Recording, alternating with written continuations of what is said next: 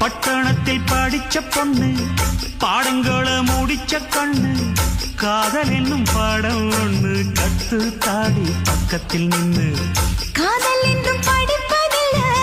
கத்து தந்து தெரிவதில்ல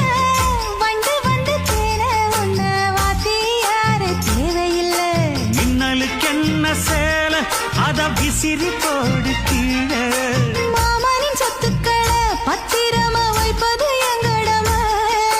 மன்மத சிக்கிரத்தை மூடி இங்கு வச்சதுதான் கொடுமை என்ன கண்ணால் கிள்ளுற கையால் அழுற காயம் பண்ணுறியே வண்டியில மாமன் பொண்ணு ஓட்டுறவன் செல்ல கண்ணு